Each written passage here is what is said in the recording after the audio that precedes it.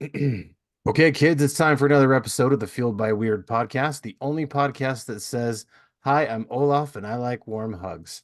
I'm Chris Daly, and today I have the pleasure of chatting once again the founders of Insymmetry Creations, Matt Knowles and Steph Cannon. Matt, Steph, how's it going, guys? What's going on, man? Good. I'm right now mesmerized by your ever disappearing shoulders. I Yeah, know, I don't know what the deal is. My camera's freaking out today. I don't know if it's just my shirt. I don't know, but it's weird. I don't know. it's okay. It's fueled by weird, so it's allowed to be. There you go. And I got to give you guys congrats. You get the award for being the first return guest. So that's awesome. Very Yes. excited to have you guys back. Thank Yes. you. First people that have asked to come back. So that's cool. Oh, Heck yeah. yeah, man, for sure. For I was sure. very surprised by that because you are one of our favorite people to be interviewed by. So I'm shocked that no one Oh, has asked because we're shucks. like you do a great job and I'm really happy to hear some of the guests that you've been able to acquire over the past few months and Oh, past man. year or so. And that's a testament to how great you are. So Appreciate that. Yeah, we'll definitely have to dig into that a little bit here in a minute.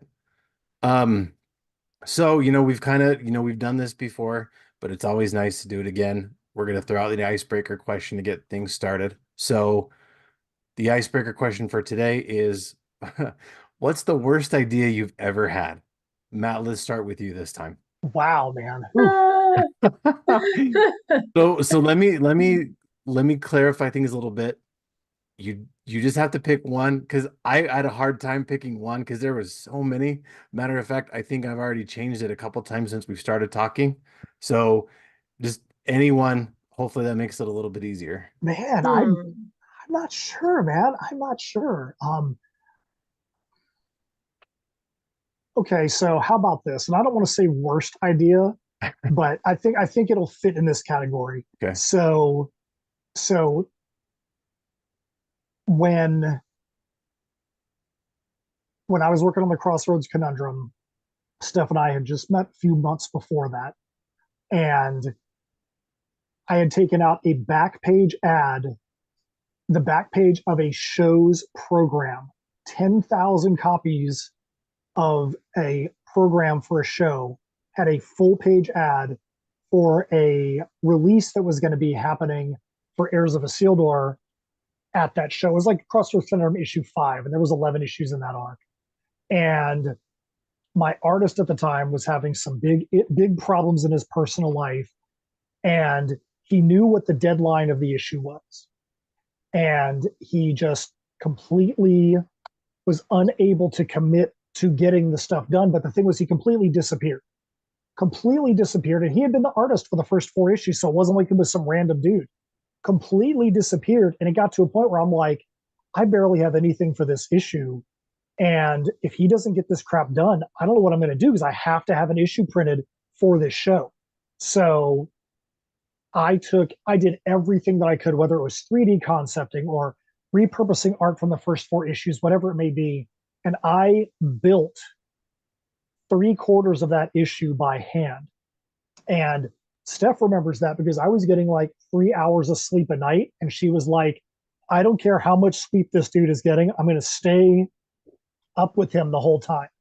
Oh man. So, so she made sure that I would, because I was like about to dang lose it. Because I'm like, I've got an ad on 10,000 programs and I got to get this issue done. So that issue didn't come out the greatest because it was, I mean, let's be real. I'm not an artist. I'm a good graphic designer, but there's only so much you can do Sure.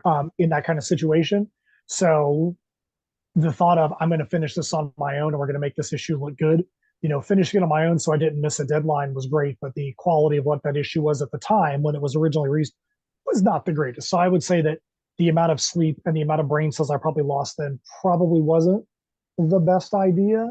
Um, I don't know if that's going to be a great answer. I feel like that's probably going to Hey, be that number works. 3 on the list, and you guys are both going to easily jump over that in my list. But what do you got?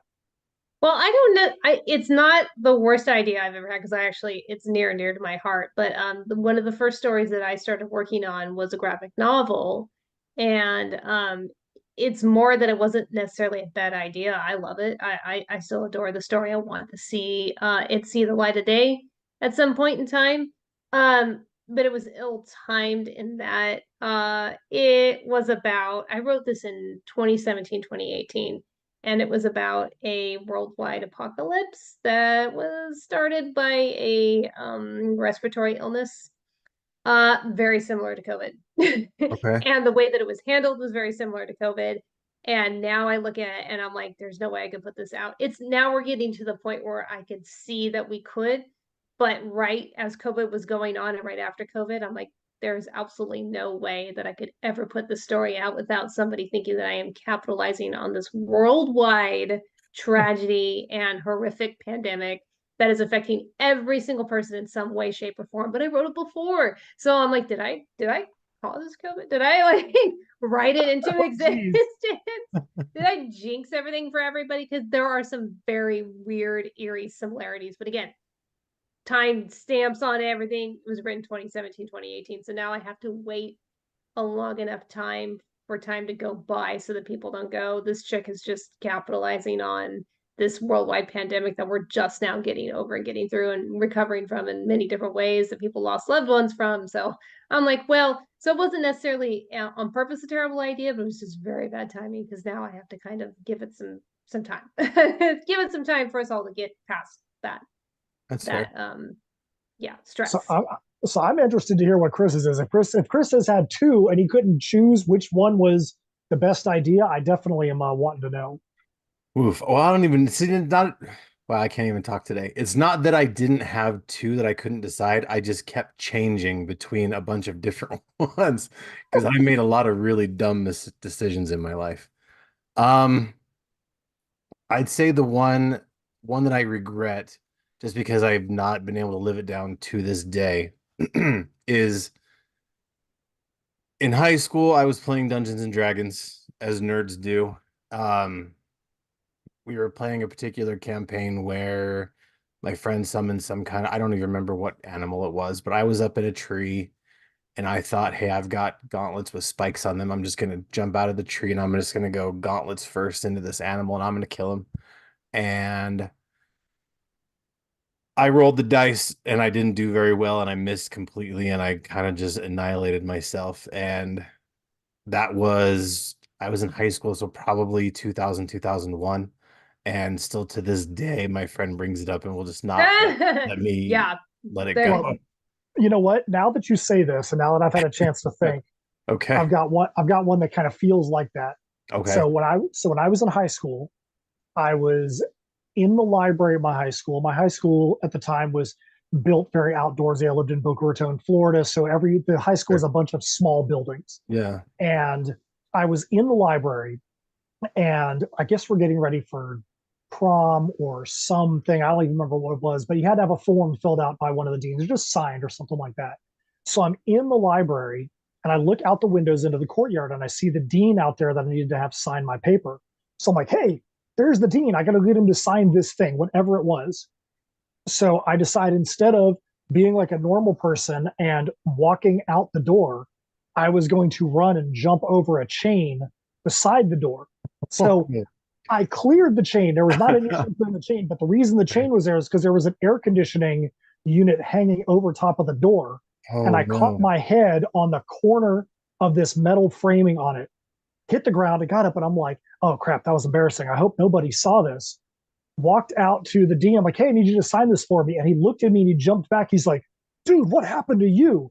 And I looked down and there is blood splashing off the ground. I had Oh my no God. idea, but I split my head wide open. I had like my shirt, my pants, my shoe. Now, somehow my sock didn't have any blood on it, but everything else was just soaked through. I looked like a 1980s, 1990s wrestler who just got hit over the head by a chair. It was unreal. I had to get 5 stitches in my head. And I was like, I'm surprised it was only 5 because I could go up there and feel where the scar is. And I'm like, that probably was about 10 stitches worth. And I remember going and getting stitched. And I remember feeling every single push in and out of the skin on my head from that thing. Oh So my God. that is definitely one of the worst decisions for me. Well, since you shared head injury, the other one I was going to share, actually, I just thought of another one. Let's see, there's so many. Second grade, I went out into the jungle gym. It was a little chilly, but not too chilly. So I'd say it was like February, March. So I'm like, oh, I'm not cold. I'm not gonna wear a coat, but I'm gonna wear my winter gloves outside. And I go and I climb up one of those old metal style jungle gyms that just looks like a giant cube, like bunch of Yep. ice cube put together. Like kids Yep. nowadays don't know that anymore, but I climbed all the way to the top and I thought, I am the most awesome kid in the school. I was at the very top. I was taller than the school. And I kind of did one of these, like, yeah, I did it.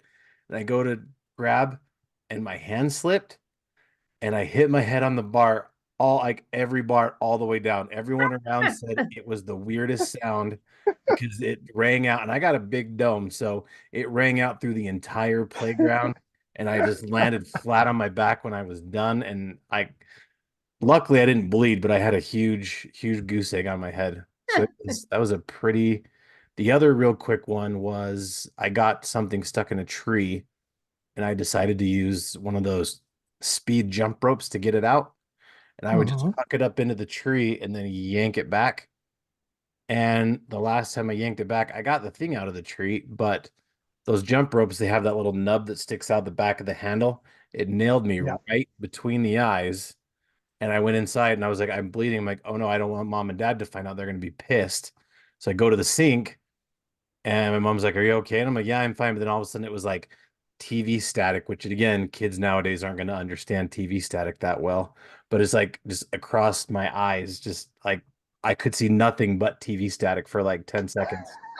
And then it cleared up, and then I threw up and I went and had a concussion. So See, my favorite part about this is that you guys have several stories. This is the difference between boys and girls. I have none. I have no stories like that. I did nothing like that because I was a girl, and I just difference between little boys and little girls. that's true. Well, Yeah. I seem to hold on though. I seem to remember something that happened this past summer Oh, that what didn't you have a story like this past summer, Steph? Did I? What did I do? Oh, when I fell and broke my, yeah, but that wasn't me doing something stupid. That was just me running and I just tripped on the side. That was the sidewalk's fault. So, but yeah, no, I injured myself greatly, but I wasn't like, hey, this looks like a great idea. Let me run out into traffic. That was just me running. That was just me running and the sidewalk was all jacked up. So sidewalk that was the jumping got city's you. fault. That was the city's fault. They should have fixed that. I don't run there anymore. That's where I learned. I'm like, you know what? That sidewalk is jacked there. I broke my hand. So I'm just never going to run there again until they fix that sidewalk. That's fair. And actually that helps. Yeah. That helps because I was actually gonna switch over to that here where, it's been like 6 months almost since we talked last. So I wanted to ask you guys what you've been up to, how things have been going, not necessarily related to Insim. If you want to talk about Insim, that's fine because we're definitely going to talk about Insim. But what have you been up to since the last time we talked? How's your hand? My hand is a lot better. I think it's kind of funny. I did 12 weeks of physical therapy, and it's to the point now where, and I think part of it is age. It's just it's not going to I get, get it's that. never going to be 100%. It's never going to be back to where it was before, and I've just learned to kind of accept that. But I still have days. It's funny too because enough time has gone by that I don't talk about it as much, and a lot of people don't ask. But I'm like, man, I do not have full range of motion with these. And there's certain things that are still really difficult for me to do, but you just kind of learn and adapt because it's fingers, it's a hand. I mean, it's not like it's like my whole leg or something. It could have been Yeah. a lot worse.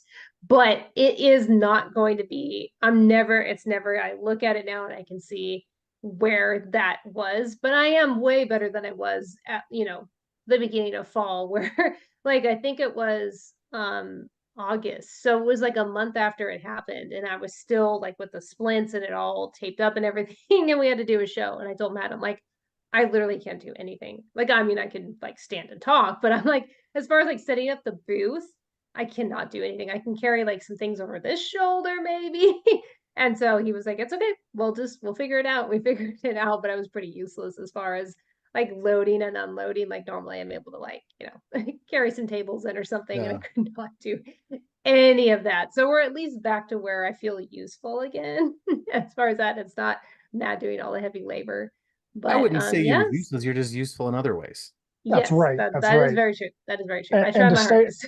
and to But yeah, stay that on was the an interesting yeah. thing. But yeah, the last 6 months, it's been the holidays and birthdays and just it's been a blur. Like it has absolutely Yep. been a blur. I'm like, wow, last 6 months, wow, that went by really fast. Yeah, I saw your son had a birthday. I think your son and my oldest daughter are pretty close in age. That's pretty cool. Yes. Yeah, I know. Yeah, I love seeing that too. And it's all the holidays. I'm like, whose bright idea was it to have a kid right before the holidays? Oh yeah, that's right. Right? Me, whose birthday is right after the holidays. Matt's birthday sometimes falls on Thanksgiving. We're just a mess Yeah, And as my far as that. to stay on the bizarre, like we're going to talk about injuries trick. So yeah, yeah, so I was gonna ask about Yeah, yeah he got yours. injured too. yeah Yeah. so We're we just a mess. yeah so we I referee high school soccer games. For those of you who don't know, I've refereed probably approximately about 5,500 games in my life over 24 years. And I was on the field refereeing a boys' high school varsity match. And I turned and went to stride, and it felt like somebody shot me with a gun in the back of my leg. It was like, Uh, take you ever see those resistance bands where you're working out, you can take and stretch them really far, like a big gigantic rubber band. Imagine yeah. taking one of those things, putting it right up against the back of your leg, and just boom, just letting it go. Yikes. Um, and I tried to continue going because my body. I mean, I was in full sprint at that time, and my leg was like, nope, you just popped your hamstring, hit face first in the dirt, and right in the middle of the game, and was able to get over to the whistle to get the game stopped. And the teams looked at me because we're only 11 minutes in, and if I would have left the game would have been terminated. There would have been no more games. There has to be a minimum number of reps. Yeah. And I was like, "No, nah, man, I'm not going to do that to you guys. You guys are here to play the game." So I got with the trainer and had the trainer tape me up like a peg leg, and I was able to. I did 65 more minutes on that field, looking like the worst excuse for a referee known to man because I could barely even move. But one of the schools actually wrote the state and were like, "Hey, I want to commend this referee. I want to make sure you guys realize what this guy did. That he was injured. It was clear that he was in horrible pain during this game, but he didn't want to take away from the kids that were on this field and make them lose their opportunity because he got injured. So he just toughed it out, and we thought that was really cool of him to do that. So I thought it was really good that this school actually went out of their way to write a letter to the state of Florida about that situation. But it took me. I was off the field and off my feet for like a month. Luckily, I had what's called probably a grade 2 hamstring strain. When it's like that, it's either a strain or a partial tear, and you only need like 4 weeks before you can start getting back out there. If it would have been any more, it would have been 3 months and potentially surgery and all that. So I was glad that it was only that. But I can also tell you that I can't believe that it was only that.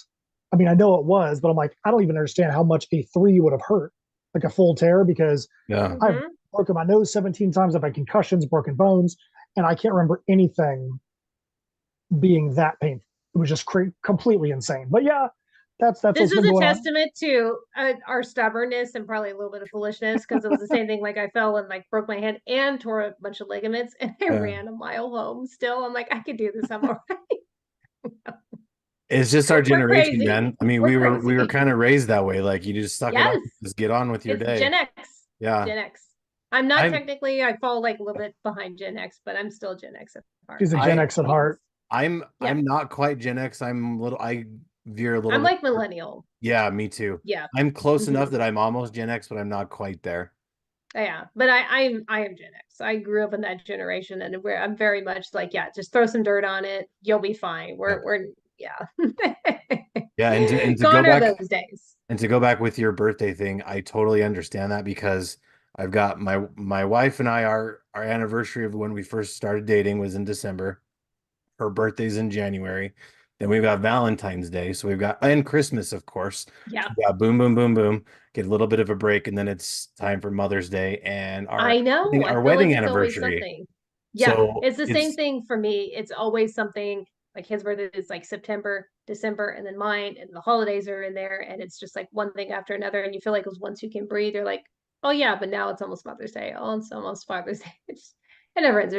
I read like something the other day where it was somebody from another country talking about how Americans have a holiday every month, and I'm like, no, that's not true. And then I started thinking about it, I'm like, we almost do. Like when Yeah, the you only one start that doesn't is counting August. August is the only yeah, one. August is pretty much the only uh, one.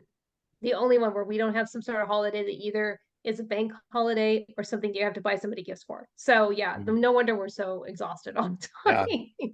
And you said your son's birthday's in September? My daughter's birthday's in September, Daughter, and what then my day? son's is in December. So yeah, it's just starts the holiday season starts with like the fall and then just goes. And then we're big Halloween people. So yeah, it's What just day, that's how what day in September? September 10th. Ooh, my daughter's is the 13th.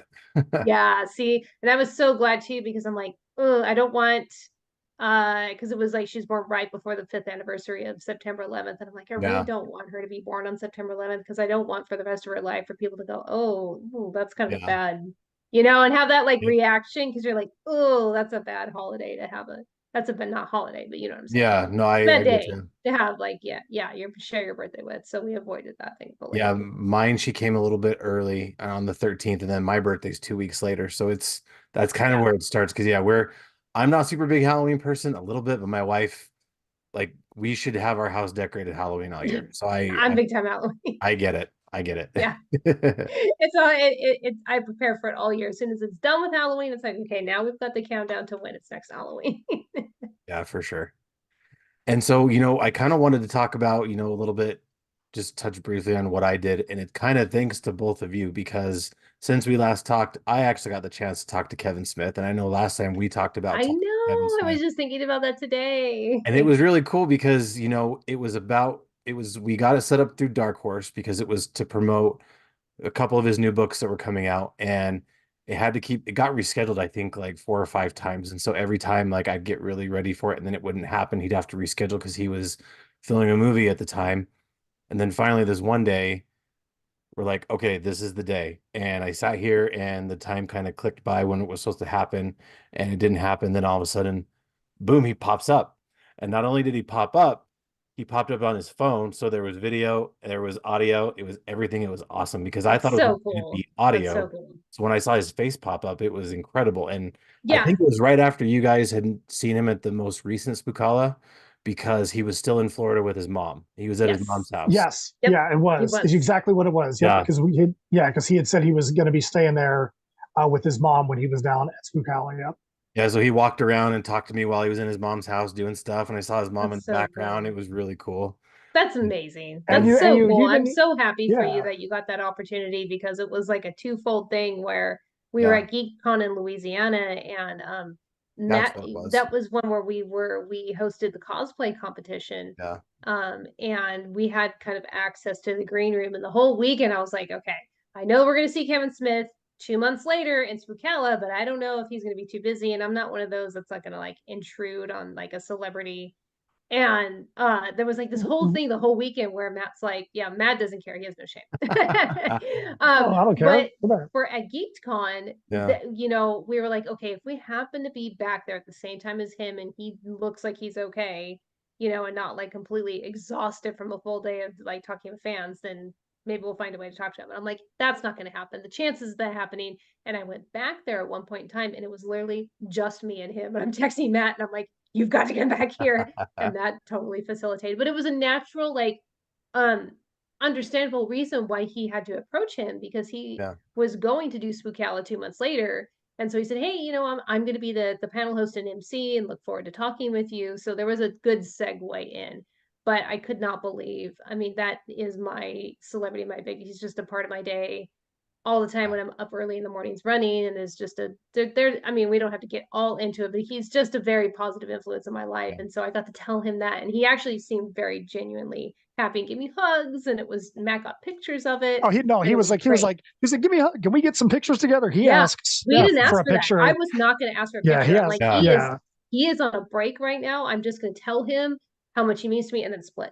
Like, Yep. I'm not going to bother him. I'm not going to like take up all his time. And then so by the time Spookala came around, he remembered us, or at least if he didn't remember us, he acted like he did. did. I don't He know. did. Who knows? He sees a lot of people all the time. But and then that was when Matt asked me like last minute, like, hey, you want to come up on stage and interview him with me? Oh, too? when she says last minute, it was very last minute. It was like well, right before going on the stage. So I'm like, yeah, I we don't were about need to go on the stage, preparation. and I was like, I'm like, I can either, I was having the lights were really bright, and I'm like, I can either go up on the stage because my tablet was already up there and we already had all our notes and all that.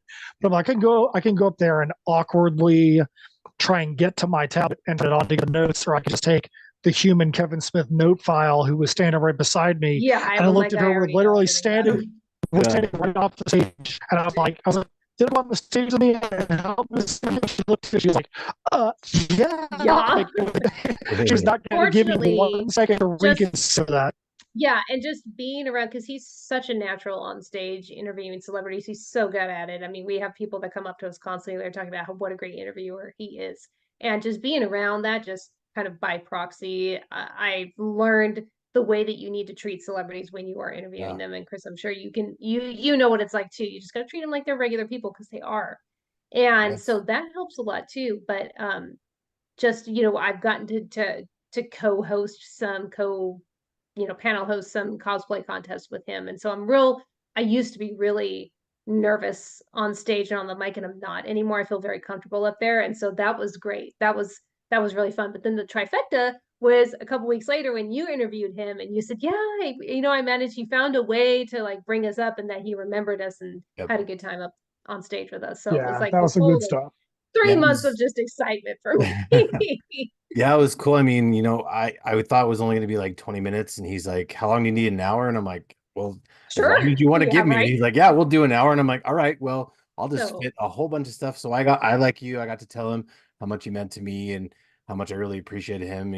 Because of him, me and my dad got a lot closer before he passed away, and blah blah blah. And it was so awesome. And yeah, it was it was really cool. And it was because of you guys, you helped me become a little bit better as a host, and just being able to Thank talk, you, sir.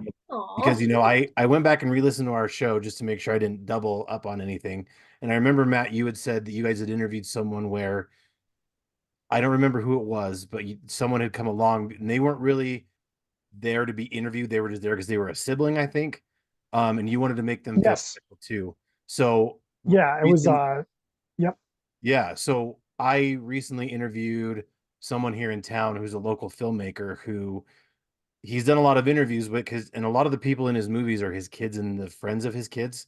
And he said, when they do interviews, usually the interviewers completely ignore all the kids and it makes them feel really bad. So I made sure to include every single kid that was there and made sure I had specific questions that were different and kind of geared to them to kind of make them feel special. And it ended up really well because when I went to the movie preview, because they released it at a local movie theater, like a little family-owned theater here in town.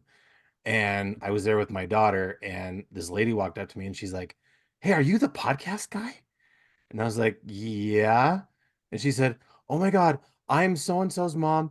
It was really cool. You did such a great job. I mean, she loved it. She had such a good time." So it was thanks to you guys for stuff like that that really Aw. helped me out. And like you Thank said, I've talked you. to some cool people. I've talked to Kevin Eastman since we talked last. I Yeah, talked to That's Tyler crazy. Mane, That's great. That's a big one. right? yeah. And I talked to Chris Hardwick just recently, and I I thought, saw that and I got so excited because he was another one whose podcast I listened to all the time when it was yeah, Nerdist and then ID10T. yep, And that hasn't been around for couple 2 years now, years. I And I, guess. I really wanted to talk to him about that, but I had Yeah. 10 minutes and there were like four other Yeah. people on the call just monitoring. So I'm He like, I'm just going to try to make an impact and maybe we can yeah. do it again another day. It's a shame too because he is such a good interviewer. When I Oh, started yeah. watching him on Talking Dead Yeah. and even further back like Talking Bad when they were doing it for Breaking Bad, Mhm. um he has such a great way, and with that's what I loved about his podcasting, very very similar to that, where it's you're just having a conversation. One of the things I loved about him so much is that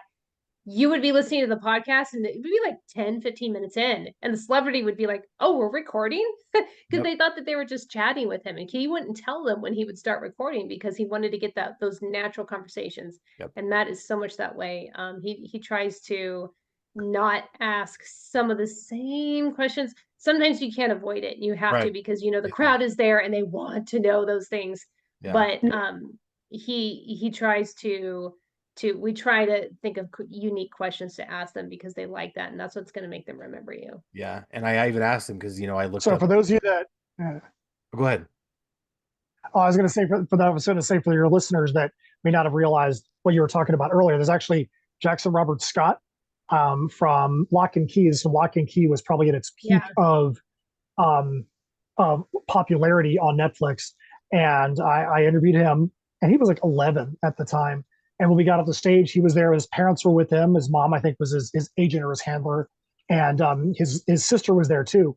And that was when we were like, she was there, and nobody was talking to her. And it wasn't like they were like giving her the shun, but they were just like, oh, she's not the star.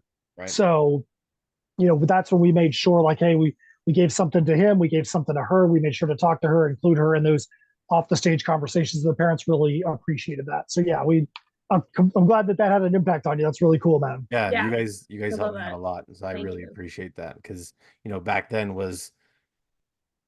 I was still kind of getting new into this podcasting thing, especially over video, but now I'm kind of a little bit more seasoned, I guess, getting a little bit more comfortable with it. So you guys were a big help. So that was awesome. Thanks, man. Appreciate that. Absolutely. All right. So, since the last time we chatted, I kind of wanted to come up with some new stuff like I mentioned before. So this time I wanted to kind of ask your creative process. What is it you guys do when you're trying to get in the writer's headspace? Whether you're writing a review, you're writing a song, you're writing a comic, how do you get in that mode? And is it different depending on what you're about to start writing? I think it's absolutely different every time, but our process is the same, which is we live and die by Google Docs and Google Sheets. If the number of times that I've said Google Sheets on a call, I wish that I was getting some kind of kickback from Google for that, because we would have no financial issues whatsoever because of the royalties from that. But we really mean it. The reason why is because a Google Sheet is something that's a living document. So like I could have it up on my computer and on my phone at the same time, and I could type on my phone and see it come up on the version of my computer. The reason why that's important is because Steph can do the same thing. Our artists can do the same thing. Our colorists can do the same thing. So for us, our process starts by whatever the idea is that's there. Meaning, we could be having a conversation and an idea might spark, hey, that'd be something good for a story. We go to our Google Sheet that has all those, like the ideas, and we just go and capture it. It could be a setting. Steph is big on settings. It could be a character name. It could be just any little thing. It could be a story about whatever it may be. We go and capture it so that way it's there. And then if we have a desire to build off of that later on, we can. We have a sheet from when we started and that sheet right off the bat had like 26 different ideas that we just kind of brainstormed in writer's room and just threw whatever down there. Some of those stories have never come off of that sheet, probably are never going to come off of that sheet. Some of those things have turned into like what Misfitz Clubhouse is. Misfitz Clubhouse started from an idea, a rudimentary idea that we had captured on that sheet back in the day. What Misfitz Clubhouse is was definitely not what's on the sheet, but it started from that concept. If we wouldn't have captured that idea back in the day, we may never have Misfitz Clubhouse, because that idea that we had on that sheet is what we were able to go and build on and turn into Misfitz Clubhouse. When it comes down to, like, let's say that we're working on something like I Am Qido, which is our fictional Far East fantasy horror, think Mortal Kombat Soul Calibur meets Mad Max. When we were working on that, what we like to do is we want to make sure we know what the ultimate end of the story is going to be.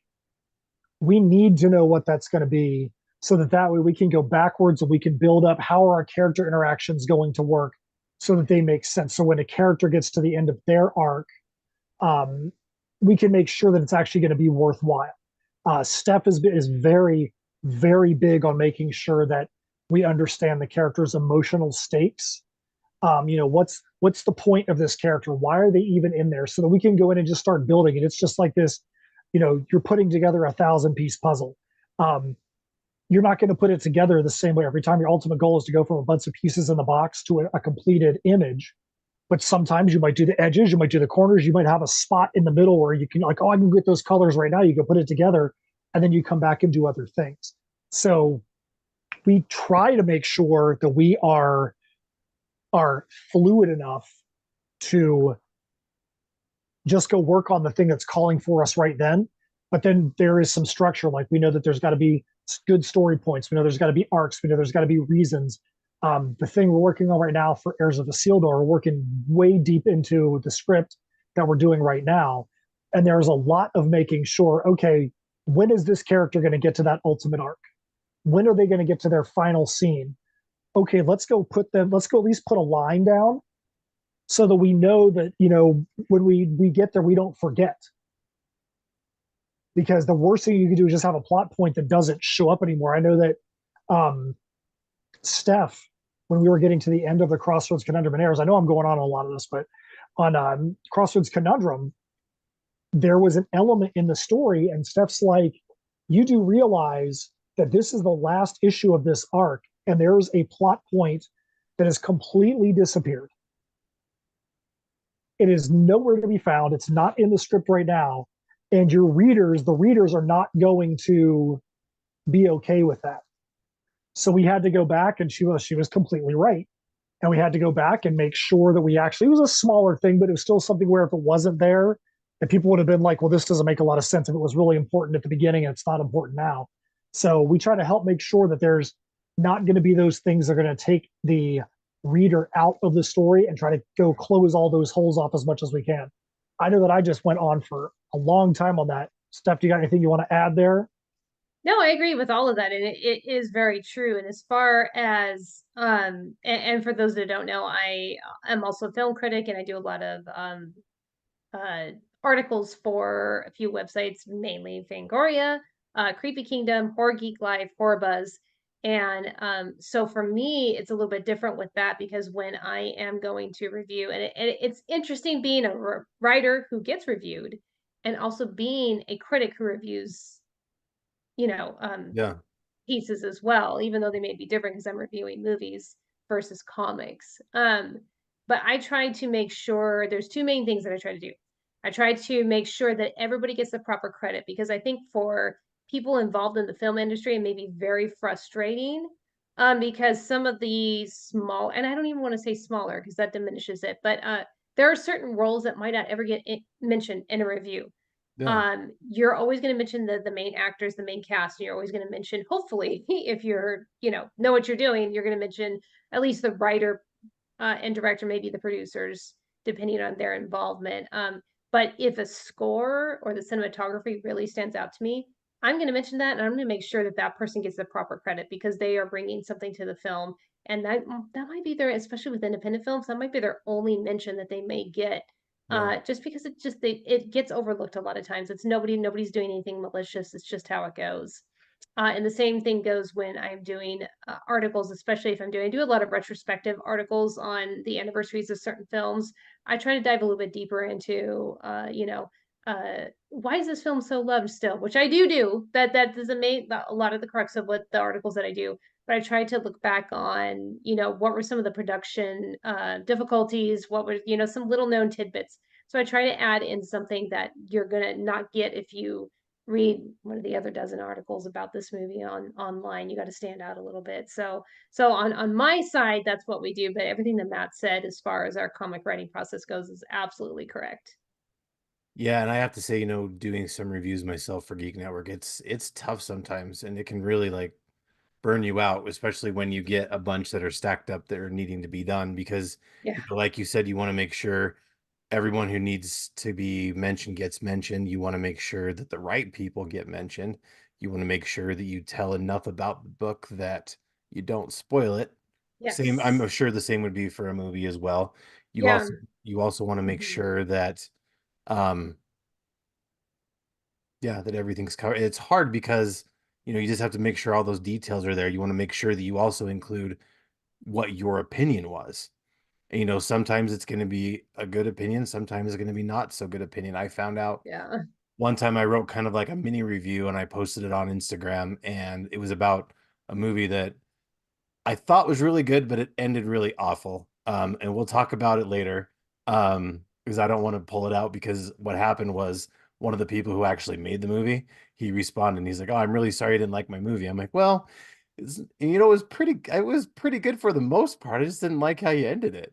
So, and that's kind of, he Yeah, never it's really so responded back tough. to me, but it's so hard. And like, I wrote another review for somebody who also I won't name, but they didn't rate it the way they wanted me. I didn't rate it the way they thought it should have been rated. And so they messaged me and they're like yelling at me, like, what can I do to make it so you get this Wow. rating? And, how do I change it? What can I do better I'm like, you don't want to change your stuff just for me because Yeah. I didn't like it doesn't Mhm. mean there isn't 300 other people out there that do like it. I mean, there's going to be other people that like it. It just for me, and so I try to gear my reviews a little bit. I try not to be biased and I try to kind of just be down the middle and be like, I don't like to say negative stuff about reviews. Even if I didn't like the Me thing, too. I still Yeah. try to I be like, always try to find like one positive thing to say about yeah. it. And I want to Well, and say like, I can tell you, one of the things about us too is that, and it goes completely along with what you're saying right here is that, you know, we both make sure that the other person has the ability to do the edits. If yeah, it's something I'm the primary writer on, Steph is going to be the primary editor on it, and I basically have to um, give her the opportunity to be that editor. yeah, Do you realize you're saying this word over and over again? Or, there's been this same kind of phrase that has happened for multiple characters. When it comes to her reviews, I mean this positively, she's got a very formulaic way she writes her articles, like a very specific way that the introduction paragraph is, and then she'll go to like, the actual content. And there are times where she'll write something really good, but because I'm the one's editing it, I'll be like, hey, you may not have realized this, but if you go back 2 articles, you use the same kind of intro phrase. So if this was the only article you ever did, this certainly great. But if somebody looked at this compared to, that they've read other stuff, want to go, hey, this is the same trope or the same catchphrase she's used in multiple times. So then she'll go back and look at it. It takes the other set of eyes sometimes to notice it. And they both have the understanding that when comments come out, it's not being said to try to degrade what's there. It's, hey, I know what you want out of this. I know that you want the best. I'm trying to help you to get that best that you're looking for. And having that trust is a huge thing, because without somebody's second set of eyes on your stuff you can trust, a lot of stuff that's not good, because when that extra thing was sharper than that blade system. yeah, for So sure. I know that we've got a little bit of a choppy connection here on Matt's end. So I want to make sure that we talk about our campaign before it completely I don't think his connection is going to get completely lost, but I want to make Yeah. sure that we mention that while he's still got a little bit of connection Yeah, left for here. sure. There was another thing I was gonna ask, but we'll ask that a different time. So No, I you do can ask it. You can Yeah, ask you it. can Do ask it. it too. okay. We're Ask it, good. man. We're Hey, good. Okay. We're ask it. You good. know what? If it doesn't go through, then we just cut it in the post edit. Fair enough. Well, and it does kind of go along with the campaign actually. So, last time we talked about how you guys created the InSim team. But what we didn't talk about is how a lot of your themes are very steampunk heavy and very steampunk related. So, for me, that's kind of what's drawn me to you guys because I've been a huge fan of steampunk forever. Steampunk, pirates, big robot monsters, all that stuff. That's kind of all in my wheelhouse. So, for those who don't know, because I have people ask me all the time, what is it about steampunk that you like so much? What is steampunk? I don't really get it. Let's just kind of talk about that. Let's talk about what steampunk is and why, it's it seemed to be such a major theme in a lot of your guys' stories. So, and let me know. Can you hear me okay right now? Yep. Yeah, you're good now. Mhm. Okay.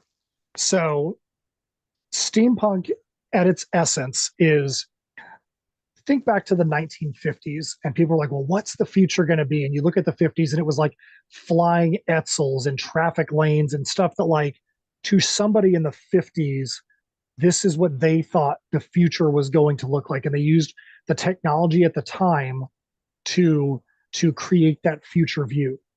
Steampunk is basically, if you take that future view and you back it up to the 1890s, to Victorian times, to the Wild West, and you say, if you were in that era And that era was who was creating the future. What would it look like? That's why you've got a lot of people in Victorian garb. That's why you see a lot of gears and cogs and literal steam top hats, because that was the dress of the day in Victorian era. So ultimately, steampunk is about taking something that is old, repurposing it, and making it into something new and futuristic. And so that's probably the easiest way for us to explain that steampunk aesthetic and that steampunk vibe. You guys able to hear that? Yep. Yeah, you're good now. Cool. Good. And it just looks so cool too. Yeah, Absolutely. I've always been a big fan of pirate. I'm like you. I love anything pirate related, and I also love the Victorian because I'm a big horror fan. So I love any of the Victorian Gothic kind of feel or aesthetic. And there's enough of that in steampunk for me to really like it. I wasn't a fan of steampunk. It was kind of one of those things that just never really on my radar. Yeah. But then once we started diving deeper into it, once I met Matt and discovered he was already a few issues into Heirs of Isildur, I said, wow, this is a lot more eclectic than I originally thought it was. I just kind of pictured the top hats and the gears, and that is definitely a big, huge part of it. But there's a lot more to it, and there's a lot more facets that you can kind of dive into with steampunk, and that's what drew me into it eventually. Absolutely. So now we're at the main event. You guys are here to talk about Heirs of Isildur, Perilous Prospects 3. Let's tell the world about it. All right, so Heirs of Isildur, the Perilous Prospects 3. This is the campaign that we have going on right now on Kickstarter. It's going to end on February 29th. So if you're catching this before February 29th, what we want you to do is hit the pause button on this podcast right now after I give you the address, which is tinyurl.com/heirs, HEIRS TPP3. Once again, tinyurl.com/heirs, HEIRS TPP3. We're going to give you a second to hit the pause button. You're going to go over there. You're going to look at the campaign. You're going to find the tier that you think is going to be completely amazing, is going to help to make your life enriched and be so much better. You're going to go select it, and you're going to come back. So we're going to give you a second. Okay, now we're back. You've unhit the pause button, and we're back with the podcast. So for those of you that did not heed those instructions and you want to know a little bit more, Perilous Prospects 3, in this story, our main character, Michael Isildur, has returned from his supernatural sabbatical. Will this be enough to turn the tide on the apocalyptic events in the town of Shadowshaven? So one of the neat things about this book is at the end of the Crossroads Conundrum, which was the previous arc, our main character, Michael Isildur, finds himself in a coma after this apocalyptic event that's taken place. And for all of the Crossroads Conundrum to this point, he's basically been a prop. He's been in a bed, unconscious, unable to know, unresponsive, and all these people that he was affiliated with have now had to come together and work together. One, to just survive, but two, to try and come up with a solution to this apocalyptic event that they accidentally helped to create. So the reason why this was a great turning point when it came to this arc is because in the Crossroads Conundrum, everything was from Michael's perspective. Who's Michael going to meet? Michael this, Michael that, and how everything affected him, and from like kind of looking through his eyes. With Michael now in this supernatural sabbatical state, we've been able to go and really build on the characters that are around him. Why are these characters there? What is their relation? What's going on in the town of Shadowshaven, which before we saw his clock and watchmaking shop, but we didn't really get to learn more about a whole lot of the town. In this issue, Michael comes back, and when he comes back, he sees that everything that he used to know has completely changed. He was a well-respected citizen in the town. He was one of the, you could tell he basically had his chest puffed out. He knew that he was somebody. And because of this supernatural explosion, his entire identity was shifted to somebody else. So he wakes up, and his best friend, who is completely unequipped to take on his life, has had Michael's existence kind of put onto him.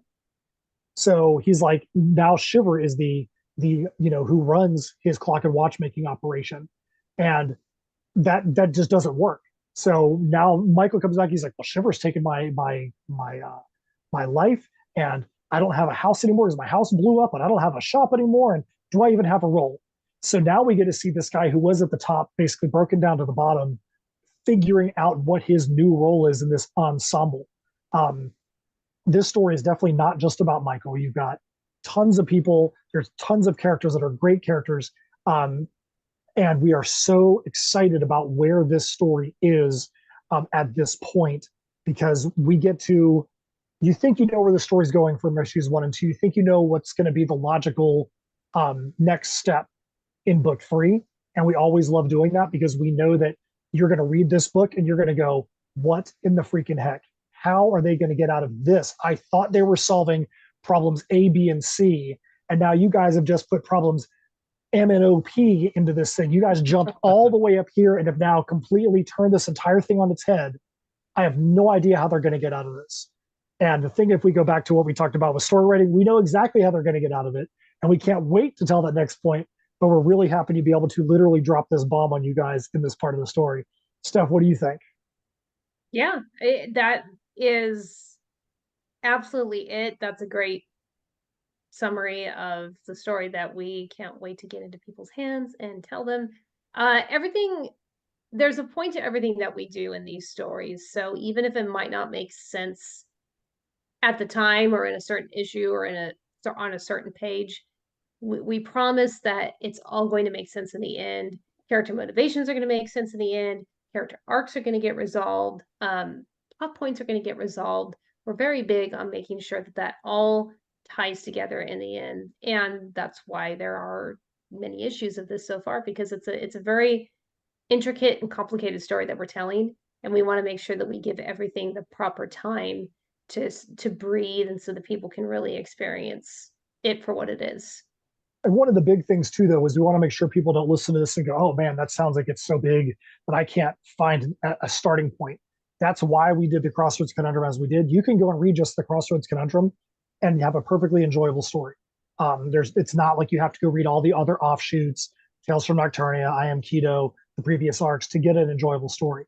You start putting all those other things in, and then you might get a little more flavor and a little more to it. We actually did a podcast last week, and somebody had asked if we had the reading order listed on our website on our campaign, and at the time we didn't, but it was a really good idea. So we put down on there a bunch of different options. Hey, I just want to read the Perilous Prospects. Here's what you need.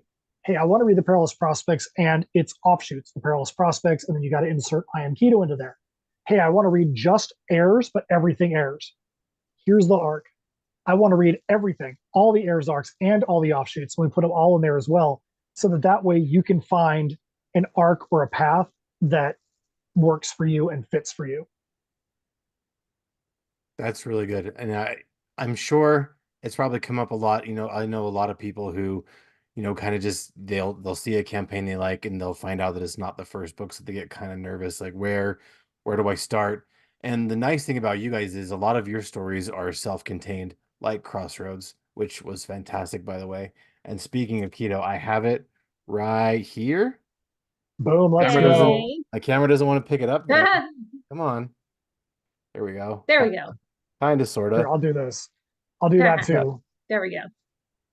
But it's nice because sometimes we know when you're investing in a book on Kickstarter, you may or may not get the whole thing. And that's what I really like about you guys, is you guys are usually really good at getting out a whole entire story. That way it's all contained. That way, beginning, middle, end. You guys have a lot of amazing cliffhangers at the end. So that's the only thing that's great, but it's awful at the same time, because it's like, this is an incredible story, but now I have to know how it ends, or I have to know what the next part is. So you're really excited to come back, which is really cool. Well, I definitely hope that you got to the end of I Am Qido and you're like, oh, okay, that's what it's going to do. And then you see that post-credit scene, you're like, oh, look at what those dastardly little dastards over there did, and left open another potential path there that seemed kind of unexpected. I did. I'm very excited to see where that one goes too. So hey, one thing that Steph and I didn't mention, and Steph, I definitely think that you should mention this, is one of the things we do in our campaigns, especially in Heirs, is we always have homage covers. And we were able to get Jose Cardenas to do a cover for one of Steph's favorite movies of all times. So, Steph, why don't you tell them about the variant cover that we're the homage cover we have in this campaign? So this time around, we're doing an homage cover for Nightmare Before Christmas, which Matt said is one of my favorite movies. And the funniest thing about it is it was his idea, and I was kind of resistant on it. It was sort of role reversal. I just wanted to make sure because I thought, well, this isn't coming out at Christmas time or Halloween time, and I know we do some horror shows, but I just want to make sure that it's going to make sense to people. And it took Jose doing the cover and integrating our characters into it for me to go, okay, you know what? This is going to be fine. This looks great. It's amazing. Of course, I'm going to love it because I love the movie.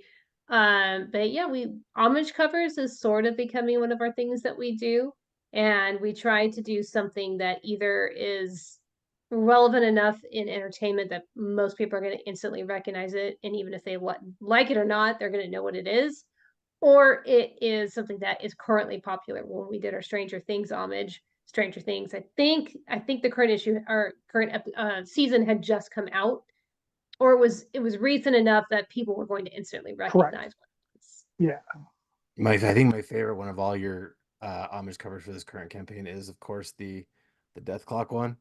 Heck Heck yes. yeah, Heck yeah. Metalocalypse. Big That fan. one And was fun. and we made sure that even in this campaign, there's been people that have picked it. It's actually one of our more popular tiers, which is pretty surprising. Is we put a all homage cover tier, so you could get Perilous Prospects 1, 2, 3, which has got the Metalocalypse homage, Stranger Things, and Nightmare Before Christmas, or you could get the 4 homages, which you go back one step to Nightmare scenario, the one shot Nightmare scenario, and we did a Garbage Pail Kid based on Atom Bomb called Malfunctioning Michael in the Atom Bomb pose, so you can go and get all 4 of those as a single pack as well. We try to make sure that there are enough variations and options in tiers so that people can find the tier that's right for them and find the tier that's going to speak to them. We'll have it in the add-ons as well, and yes, the add-ons are definitely always going to be there. But we want to make sure that people have the least amount of clicks possible to get to the thing they want. Some people are going to go to the add-ons, and that's great. Other people want in tier. We want to make sure that that's there for them. Yeah, for sure. And that's another nice thing that I like that you guys do is you'll add previous books. So that way, you don't just have to get this one, then wait till the next campaign to get, the previous issues. You can just get them all in one shot. And that's really great. Plus, you guys always have a lot of fun extras. Do we have any fun extras we can talk about? Yeah, do you Speaking want of to talk add-ons, about I guess. Yeah. you want to talk about that stuff, or you want me to get it? So we can, I think we both can. One of the things that we have started to become known for is our socks, which I'm Socks. actually I was wearing gonna some of our say. socks this time. So we gotta have socks. I don't want to promise that we're gonna do socks every campaign. Well, we're gonna do them as much as it makes sense to, and as much as there's a demand for it. And there actually was a really big demand for was it the 13 o'clock socks? Yep. Yeah, those Only are stock we've our ever sold out of. yeah, a lot of people love them and have asked us for them, so we reordered them or um ordered more for this campaign because so many people love them so much. But they're like almost, I mean, we have enough of them now that like during the winter, that's the main socks that I'm wearing like every day are our socks, and they hold up, they're nice, and they're really good quality. So that's one of the add-ons that we have and that we will hopefully continue to have if everybody still loves them. For Well, sure. and I will tell you. So hey, Steph, while I'm doing this, what I'm about to say, what to say, go look at your chat and go look at the chat for one of our artists of the thing that they just sent us, and look at the insanity that was just sent to us while we were on this podcast. Not going to say what it is, but holy crap. I got totally distracted right in the middle of the thing. I'm like, whoa. So one thing I will say is this is the first time we've ever reissued socks, but we can promise you this, that the next campaign that we do, which we know what it is, the next campaign we do, which is going to happen pretty soon after Perilous Prospects 3 is done, we definitely are going to have some new socks that we've never issued before in that one that we are super stoked, and we think that people are definitely going to want to get those things up on their feet or up on their wall, whatever it may be. Yeah. Wherever you find your socks. And like I mentioned last time, I'm a pretty big fan of socks myself too. Me too. I've got quite a collection. I'm wearing 90s Rugrats socks today, so I'm pretty Nice. That's the thing to do it. Nice. Yeah, I don't nice. own normal socks except for Me my running neither. socks. Yeah, Everything else is not normal. I have the long socks or short socks, but either way, they're Yep, all weird design, they're all fun. crazy socks. Yep, for So sure. Steph, that thing that just came through looks really good, right? That's something that Chris probably really wishes he could see, right? Sure, yeah. I mean, it looks I'm great. saying he probably really wishes he could see it. Too bad that he's not seeing it right now. But oh my goodness, that thing is looking killer. Oh Oh, that's man, looking good. very cool. All right, so you talked about what's coming next after this campaign. Are you guys able to talk about what's next? Or are we not quite there yet? So I would say this: we intend on most likely talking about what the next thing is going to be as soon as we're done with the wrap up of this campaign. We say talk about what's next. We literally mean like we'll do a live stream for the last hour of the campaign, and probably 5 minutes after the campaign ends, if you're on that live stream, we might unveil what the next thing is going to be. Okay. The one thing we will say is this: um, we pretty much know what our next 3 Kickstarter campaigns are going to be, and unlike 2023, where we only did 2 campaigns, we did Misfitz Clubhouse, and then we did I Am Qido, and I Am Qido being larger as it was, it took a long time to get that book ready to be able to get out there into the market. Yeah. Um, we're definitely not going that direction this time. We're making sure that we can get out there and make things happen really quick. We definitely know that there's going to be another Heirs of Isildur that's going to probably happen. I'd be stunned if it doesn't happen this year, but there's probably going to be 2 volumes of Heirs this year. We have the next thing that's going to happen, which is part of the art that just came through in our chat while we were sitting here with you. Okay. And then probably one more after that. There are some things that could happen. The economy is kind of weird right now. Kickstarter's kind of depressed when it comes to sizes of campaigns, so we have to be very careful about that. Yeah. But the thing that we definitely can say is we have got big plans and are definitely really excited about where things are going, and we feel like that the fan base is going to be receptive because they've been receptive to the things we're going to be. They've been receptive to these things in the past, and we think they're going to stay receptive. Very cool. All right, so we'll make sure we tune in to you guys to find out what's next. That's very awesome. Yes, always. And we will always come back. We will always be happy to come back and talk shop and talk what we've got going on and all of that stuff. Hey, you guys are welcome back anytime. Just hit me up We and we'll make it appreciate it. happen every time. No worries. That sounds good, man. Sounds good. All right. So, usually I like to end these with, some advice to creatives. And this time we're going to do things a little bit different. This time, we talked a little bit about last time about how running a Kickstarter is tough. Running a Kickstarter, with more than one person is hard enough, let alone running it by yourself. So, um, I want to see if you can each give a little bit of advice about running a Kickstarter. And I'll let you it go. could be anything. Yeah, It could be a certain aspect of it. It could be just as a whole, kind of just whatever. I'll let you go first on this stuff because I normally take this one first. And I think that, I'll let you take this one first Mine because is probably going to be a little different than what people would normally say. Uh, Anybody that is aware of what Kickstarter is or has run a Kickstarter or even backed one knows that it is a grind. There's no dancing around it. It is very difficult. It's a lot of work. It's a full-time job. If you want to get the word out, if you want to have the proper marketing, you have to make it your full-time job. You have to it's social media sharing, it's going on podcasts, it's getting the word out, it's doing a Substack or blog posts, it's doing campaign updates, it's cross promoting, it's sharing other people's campaigns. It's a slog and it can be very exhausting whether you're doing a 30-day campaign. We've scaled it back. We're doing shorter campaigns, but it is still exhausting. So the point of all of this is to say, and I think a lot of creators forget this because they get so in there, and I have to remind Matt of this because I will do it. My mental health is important enough for me, but take some time away each day to distance yourself from the campaign for a little bit. It doesn't mean half the day, it doesn't mean an hour even. If you can just reset your brain, just back away from the computer and go, you know what? I have done enough. Or if you're starting your day off that way, doesn't matter either way. I've done enough work on this campaign. I need to think about myself. I need to think about my mental health. I need to turn my brain off, watch a show, listen to a song, go for a drive, go for a run like I would do, anything that can just help you decompress, and do that every day, even when you are in the mid-campaign slog where you might not have a backer for the whole day, you still have to do it, because when you go back, you're going to feel a little bit more refreshed. It's very, very easy to just abandon your health and your well-being and your sleep and all of that in the middle of the campaign, but you have got to give it a priority, a little bit at least, for part of each and every day. That's Yeah, my for advice. sure. Yeah, you got to drive yourself crazy sitting there just clicking refresh over and over and over. Yep. You got to give it a Yes. break. Oh my gosh. Yeah. And it will make you crazy. It will Oh, I'm make sure. you feel so many different emotions and get frustrated and just feel, I don't want to say bitter because it's a very negative word, but you just get in a bad headspace and you need to get away from that. Yep, I get Yeah. it. I would say that especially nowadays, you have to be very,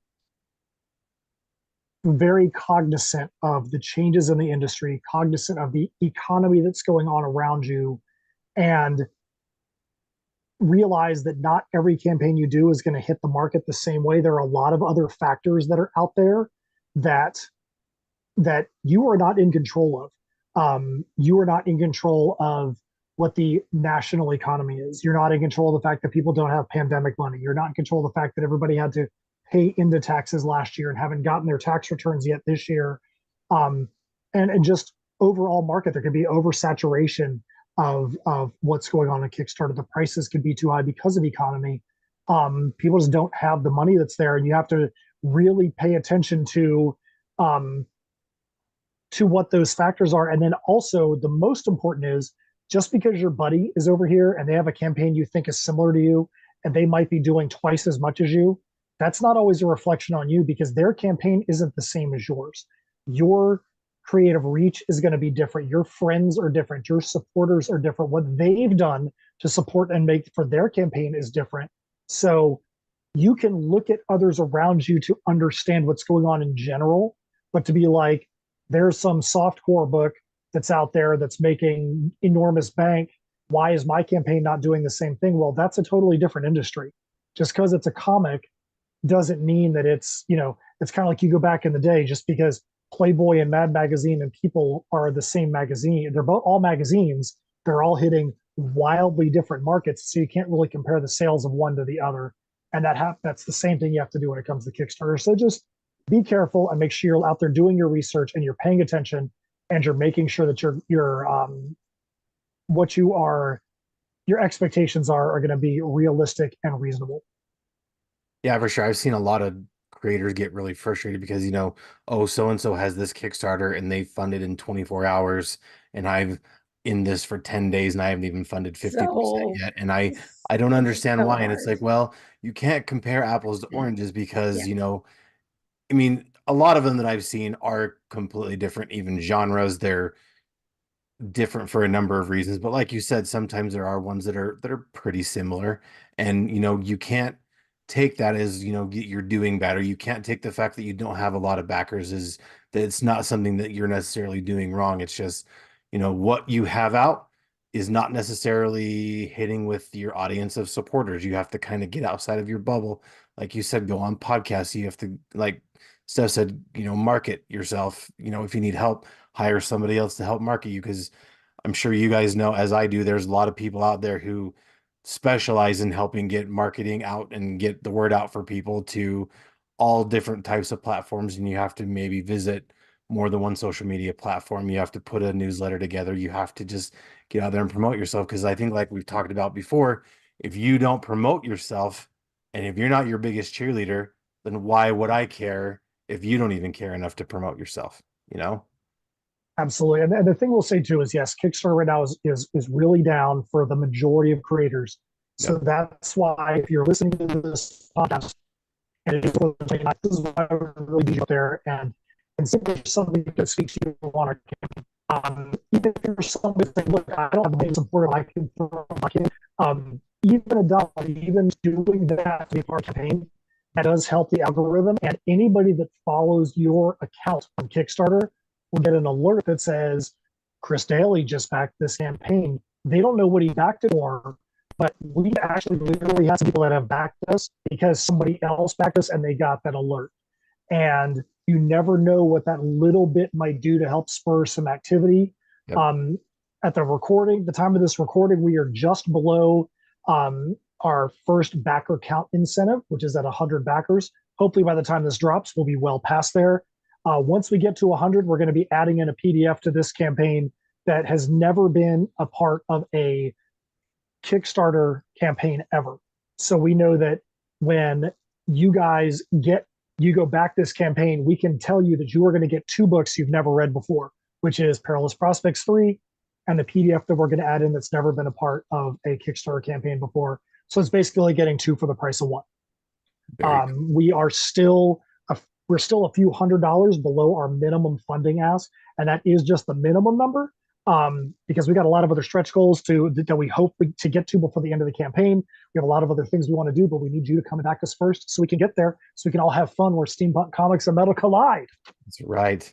All right. So where can we find you guys? Where can we keep up to date on what's going on? And how can we help support Insymmetry Creations? So the best thing to do right now is go to tinyurl.com/heirs, HEIRS, TPP3. Once again, that's tinyurl.com/heirs, TPP3. To see more of what we do, to see all of our links, you can go to linktree.com/Insymmetry Creations. That's INSYMMETRY Creations. Everything is there. Kickstarter, our metal music links, all of our different social medias, our Substack link for our blog of destiny, a link directly to the 90 or so bylines that Steph has with the horror movie articles and the geek culture articles that she writes. That's the places to go, and you can get to all of our other social medias from those 2. Right on. And I'll make sure we get all the links in the show notes and the posting we put on our website, and we'll make sure we get y'all covered all over there.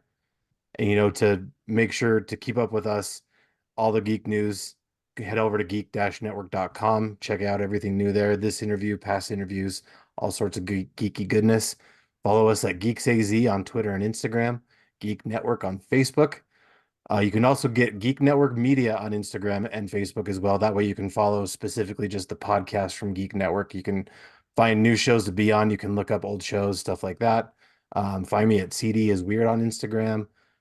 Music by Polygon Horizon. They're a great band. Check them out on Bandcamp. They do the intro and outro music for this show. Chris Chandler and Mike Belcher do the logos for this show. Go check them out on Instagram and Facebook as well. And if you like the show, please leave a review and tell your friends, because word of mouth is our friend. And remember, kids, to embrace the things that feel you're weird and always geek responsibly. Matt, Steph, thanks so much for joining me today. Thank you so much. We always appreciate it. Absolutely. Thanks a lot, man.